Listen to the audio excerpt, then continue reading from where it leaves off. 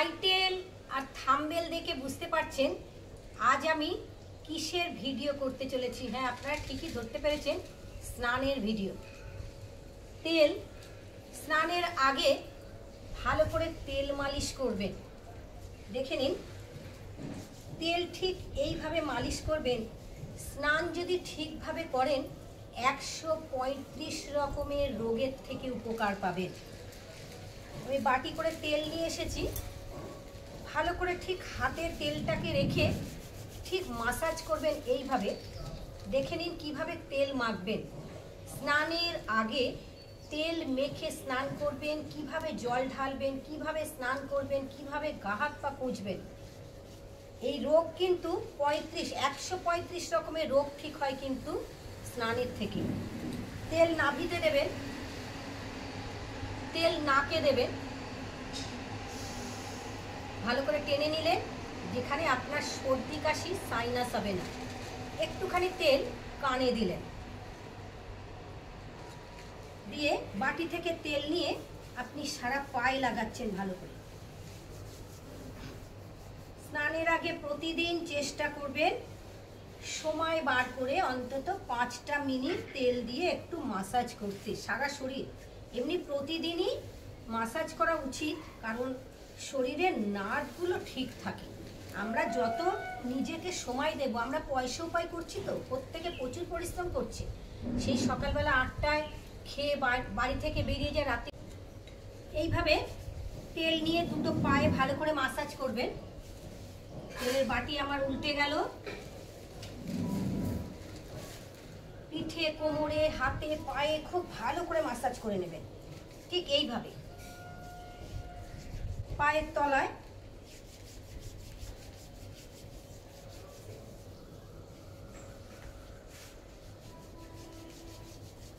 ঘাড়ে লাগাবেন। ঘাড়ে খুব ভালো করে ঘাড়ে মাসাজ করবেন। পিঠে নিয়ে চলে যাবেন, হাত পিঠে নিয়ে গিয়ে এইভাবে মাসাজ করে দেবেন। পিঠ, কোমর টোমর সব আপনার মাসাজ হয়ে গেল। আপনি কিভাবে স্নান করবেন। স্নান যে দেখুন, আপনারা তো স্নান আমরা প্রত্যেকেই করি, স্নান ছাড়া কি করে বাঁচবো। স্নান না করলে তো মরেই যাবো পুরো। কিন্তু এই স্নানটাও কিন্তু আমরা অনেকেই ভুলভাবে করি। দেখুন, আগে গামছা নিয়ে এসেছি, মগ নিয়ে এসেছি।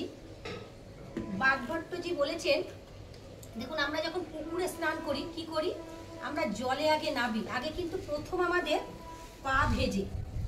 আমরা পুকুরে, গঙ্গায়, নদীতে যখন স্নান করতে যাই, সমুদ্রে, আগে কিন্তু পা ভেজে। পা ভিজতে ভিজতে ভিজতে ভিজতে ভিজতে ভিজতে আমি এগিয়ে যাচ্ছি, আমার পেট পর্যন্ত জল এলো।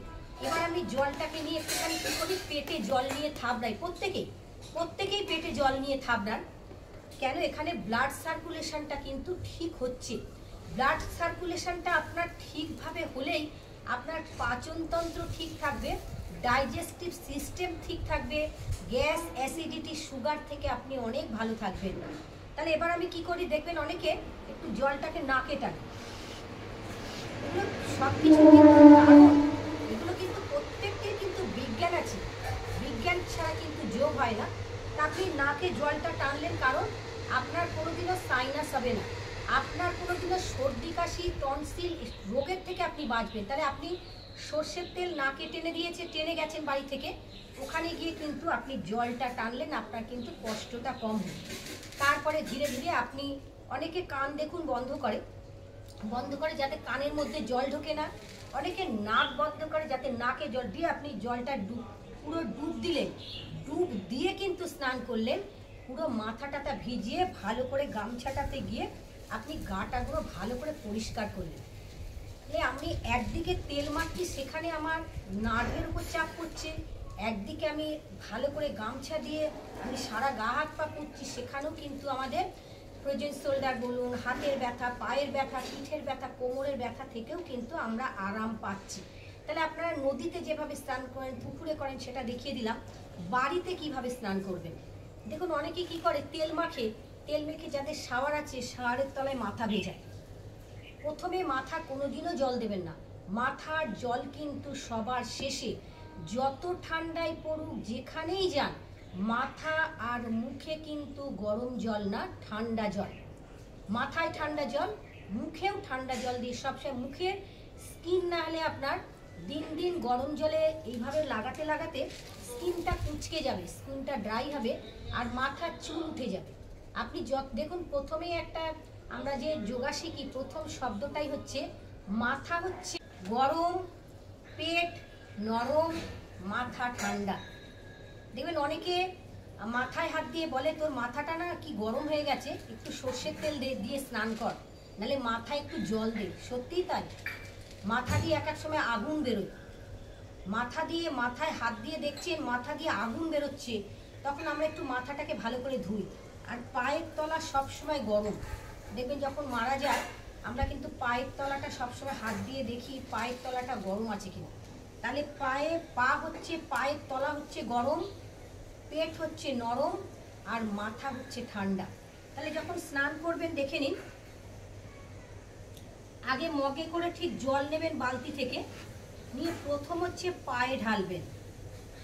পায়ে খুব ঢাললেন, দুটো পায়ে জল ঢালার পরে আপনি নিচ থেকে উঠছেন পুরো ওপরের দিকে আস্তে আস্তে করে। কিন্তু সবার শেষে আপনি মাথায় কিন্তু ঠান্ডা জল ঢালবেন, মাথায় কখনো গরম জল না। গরম জল ঢাললে কিন্তু আপনার ক্ষতি হবে। তাহলে বুঝতে পারলেন না যে কিভাবে আপনারা স্নান করবেন, কিভাবে আপনারা তেল মাখবেন। তাহলে প্রথম স্নানের জল দেবেন দুটো পায়ে জল দিয়ে ভালো করে পাকে এই গামছা দিয়ে ভালো করে ডলবেন। ডলে ধীরে ধীরে আপনি ওপরের দিকে আসছেন, জল দিচ্ছেন, পেটে ভালো করে জল লাগাচ্ছেন। পেটে যদি এইভাবে করেন দেখুন এখান থেকে সুগারের উপকার পাবেন, গ্যাস অ্যাসিডিটির উপকার পাবেন, সাথে জল দিয়ে আপনি ঘাড়ে কাঁধে সব জায়গায় জল দিলেন। সবার শেষে আপনি মাথায় দিচ্ছেন ঠান্ডা জল। যে জলে স্নান করছেন সেই জলটা ঠান্ডা জলেই স্নান করছেন, সেই জল দিলেন সবার শেষে কিন্তু মাথায় জল। এবার দেখুন, এবার যখন শীতকালে স্নান করবেন, শীতকালে তো গরম জল দিয়ে আপনি গরম ঠান্ডা জল মিশিয়ে আপনি গায়ে ঢালবেন। ভালো করে গা পোছা হয়ে গেলে আপনি মাথায় জল ঢালুন, অথবা মাথাকে আগে ঢেলে নিয়ে তারপরে গায়ে করুন। যে কোনো একটা জায়গায় মাথায় কিন্তু কখনো গরম জল দিয়ে স্নান করবেন না। স্নান হয়ে গেলে আপনি গামছাটাকে খুলে নিয়ে, আপনাদের দেখিয়ে দিলাম তো কিভাবে আপনারা গামছা দিয়ে মাথা এইভাবে পুছে নেবেন। এই যখনই পুছছেন দেখুন সমস্ত ব্যথার উপকার। কিন্তু আমাদের কেন ব্যথা কিন্তু হচ্ছে আমাদের নিজেদের দোষে। আমরা ব্যথা করে চিৎকার করছি, ব্যথা করে। স্নান হয়ে গেলে ভালো করে গামছাকে এইভাবে নিংড়ে নেবেন। নিংড়ে নিয়ে প্রথমে মুখটাকে ভালো করে পুছে হাতটাগুলো এইভাবে পুছবেন, হাত পা সব জায়গা পুছবেন। পেট হয়ে গেলে দেখে নিন কিভাবে আপনি পিঠকে পুছবেন। ভালো করে আপনাদের দেখিয়ে দিই। দেখুন, যাদের শোল্ডার পেনে, যাদের দীর্ঘদিন ধরে কাঁধের ব্যথা, পিঠের ব্যথায় যারা কষ্ট পাচ্ছেন, তারা স্নানের পরে এইভাবে আপনার পিঠকে মাসাজ করবেন, পিঠে জল আপনি পুছবেন ঠিক এইভাবে। ভীষণ আপনি ব্যথা থেকে আরাম পাবেন। আপনি অপোজিট হাতে চলে যান, আবার ঠিক সেম ভাবে করবেন। একবার ডান হাত, একবার বাঁ হাত। ধীরে ধীরে আপনি পেটে চলে যাবেন। পেটে দেখে নিন এইভাবে। তাহলে পেটে প্রথম কথা, আপনারা যখন স্নান করতে গেছেন তার আগে নাভিতে তেল দিয়েছেন। নাভি থেকেই আপনাদের বলে দিয়েছি সব রোগের সৃষ্টি হচ্ছে আমাদের নাভি হচ্ছে সেকেন্ড ব্রেন। নাভিতে ভালো করে মাসাজ করলেন। নাভি মাসাজ করা মানেই পেটকে মাসাজ করা। তাহলে আপনাদের দেখিয়ে দিলাম কিভাবে ঘাড়, পিঠ, কাঁধকে করবেন। দিয়ে ভালো করে পাটাগুলো এইভাবে পুছে নিয়ে পায়ের তলাকে ভালো করে পুছে নেবে। একটু সময় দিতে হবে নিজেকে। একটু সময় দিলে 24 ঘন্টা দিন রাতের মধ্যে যদি আমরা প্রত্যেকেই নিজেকে যদি 1 ঘন্টা সময় দিই, 1 ঘন্টা যদি নিজেকে সময় দেন, আপনি 23 ঘন্টা ভালো থাকবেন। যদি বলেন দিদি সময় নেই, অন্তত আমি বিশ্বাস করব না। সময় কিন্তু আমাদের হাতে সবার সময় আছে। আমরা সেই সময়টাকে অপব্যবহার করি। ঘড়ির কাঁটা কিন্তু ঘড়ির কাঁটার মতনই কাজ করে যায়, সে কিন্তু তার গতিতে সে চলে যাবে, তাকে কিন্তু কেউ ধরতে পারবে না। সময়কে কিন্তু ধরা যায় না। তাহলে আমরা কি করব? আমরা 1 ঘন্টা নিজেকে সময় দেব, নিজের জন্য নিজেকে সময় দেব, নিজে ভালো থাকার জন্য সময় দেব। এখন কিন্তু রোগ ঘরে ঘরে, এখন রোগ প্রতিটি ঘরে ঘরে কি করে ভালো থাকবেন? খাদ্যকে ঠিক রাখতে হবে কিন্তু সবার আগে। ভরপেট খাওয়া না, দুভাগ খাওয়া, এক ভাগ জল আর এক ভাগ হচ্ছে oxygen. Oxygen carbon die oxide নেওয়া ছাড়া। তাহলে আপনি যদি দুভাগ খান, পেট কিন্তু অনেকে কি মানে আইঠাই করছে, পেট বলছে আমি আর নিতে পারছি না।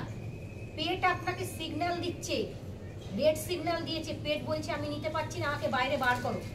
এত খেয়েছে নেমন্তন্ন বাড়ি গিয়ে। দেখুন, একটা কথা বলতে গেলে অনেক কথা চলে আসে এখন, যে আপনারা কিভাবে সুস্থ হবেন। আমার চ্যানেলটাই কিন্তু তাই, যোগ সাধনা যোগ, কিভাবে আপনারা সুস্থ থাকবেন। আপনাদের জন্য প্রতিদিন নতুন নতুন করে আমি ভিডিও নিয়ে আসি। তাহলে আমরা খাচ্ছি যখন নেমন্তন্ন বাড়ি খাচ্ছি, আমরা 500 টাকার কাপড় দিয়ে কবজি ডুবিয়ে পেট ভর্তি, গলা পর্যন্ত আমাদের খাবার, পেট কিন্তু বলছে আমি নিতে পারছি না, আমাকে বাইরে বার করো। আপনি ভাবছেন যে না, আমি যেটা খেয়েছি সেটা আমার থাক ভেতরে, কিন্তু সে বলছে আমাকে বাইরে বার করো, মানে বমি করো। আমাকে বমি করে আমার কষ্ট হচ্ছে। আমাদের পেটটা হচ্ছে আমাদের মন্দির, পেট হচ্ছে আমাদের মন্দির। আমরা কিন্তু মন্দিরে যেমন কোনো নোংরা জিনিস রাখি না, মন্দির যেমন প্রতিদিন পরিষ্কার হয়, আপনার দেহ হচ্ছে মন্দির, আপনার শরীর হচ্ছে মন্দির। এই মন্দিরকে কিন্তু কোনো কিছু দিয়ে কিন্তু অপবিত্র নোংরা করবেন না। আপনি নোংরা করলে তার জন্য কিন্তু আপনাকে ভোগ করতে হবে। আপনাকে যেমন আপনি প্রচুর খেয়েছেন, প্রচুর খাওয়ার পরে আপনি আর থাকতে পারছেন না, শরীর আইঠাই করছে, পেট বলছে আমাকে বাইরে বার করো, ভেতরে যা দিয়েছো। কিন্তু আপনি ভাবছেন না, আমি এত মাংস টাংসগুলো খেয়েছি, থাক, বার করে ফেলে দিন বাইরে। কেন কেন আপনি নোংরা জিনিস আপনার মন্দিরে দিয়েছেন, মন্দির আপনার নিতে পারছে না, মন্দির বলছে আমাকে বাইরে বার করে দাও, কিন্তু আপনি বলছেন না, থাক না। আপনি কষ্ট পাচ্ছেন। এখান থেকেই কিন্তু আমাদের হার্ট অ্যাটাক শুরু হয়, এখান থেকেই স্ট্রোক, এখান থেকেই সব কিছু, শ্বাসকষ্ট আমরা প্রত্যেকেই জানি। আবার জেনেও কিন্তু আমরা না জানার ভান করে আমরা থাকি যে আমি কিছু জানি না। তা আপনাদের কাছে আজকের ভিডিওটা তো স্নানের ভিডিও। এই স্নানের কথা বলতে বলতে বুঝতেই পারছেন, যোগের ভিডিও যেহেতু, প্রতি চ্যানেলের মধ্যে যোগের সম্বন্ধে আমি কিছু বলি, যেটা আপনাদেরও ভালো লাগে এবং আমারও ভালো লাগে। আজকে সকাল থেকে উঠেই দেখি বাংলাদেশ থেকে ফোন মানে কমেন্ট করেছে, খুব ভালো লাগলো। দিদিভাইরা সবসময় আমার ভিডিও দেখেন। আপনারা এইভাবেই আমার পাশে থাকবেন, সাথে থাকবেন। চেষ্টা করব আপনারা কিভাবে সুস্থ থাকেন, কিভাবে ভালো থাকেন। সবাই খুব ভালো থাকবেন। আগামী দিন আপনাদের কাছে আবার একটা নতুন ভিডিও নিয়ে আসছি। প্রণাম।